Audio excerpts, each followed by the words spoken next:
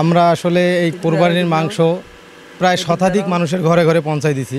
আর আমাদের এটা ব্যতিক্রম এই কারণে আমি বলবো যে কিছু মানুষ কোরবানি দিতে পারে নাই, আবার লাইনে গিয়ে মাংস নিয়ে আসতে পারে নাই, বিকজ তাদের হয়তো আত্মসম্মান বোধ আছে যে এই কারণে কোনো লাইনে গিয়ে নিয়ে আসতে পারে নাই। আমরা বিশেষ করে সেই সব মানুষের জন্য কাজ করতেছি যারা লাইনেও যাইতে পারে নাই, কোরবানিও দিতে পারে নাই। এই তাদের বাসায় বাসায় আমরা পৌঁছায় দিছি বা পৌঁছায় দেওয়ার ব্যবস্থা করতেছি ইনশাআল্লাহ। সমগ্র দেশবাসীর কাছে আমাদের অনুরোধ, আসলে অনেক মানুষ আছে যারা চক্ষু লজ্জায় সামনে যাইতে পারে না যে আমাকে এক টুকরা মাংস দেন, অন্তত তাদের পিছনে দাঁড়ানোর দরকার আমাদের।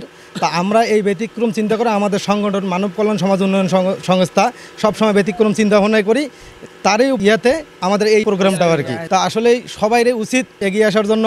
আসলে আমাদের সংগঠন এখনও ছোট, আমরা মোটামুটি পরিসরে করতেছি। যদি আরও কিছু বিত্তবান ব্যক্তি যারা দিতে চায় কিন্তু দেওয়ার মানুষ খুঁজে পায় না বা মাধ্যম খুঁজে পায় না, তারাও যদি আমাদের কাছে আসে, আসলে তাদের অর্থটা আমরা নিয়ে আমরা আসলে তাদের চাহিদা মতো ইনশাল্লাহ দেওয়ার চেষ্টা করব। আর যে সকল লোককে দেবো ইনশাল্লাহ তারা উপকৃত হবে। গরিব অসহায় দরিদ্র মানুষের জন্য, যারা একবেলা গোস্ত কিনা খাইতে পারে না, তাদের পাশে দাঁড়ানোর জন্য আমরা কিছু আয়োজন করেছি। ইনশাল্লাহ তারা যেন বাচ্চা, বউ বাচ্চা, স্বামী সন্তান নিয়ে একবেলা সুন্দরভাবে খাইতে পারে, তার জন্য আমরা পাশে দাঁড়িয়েছি। ইনশাল্লাহ তাদের ঘরে ঘরে আমরা পৌঁছে দেব।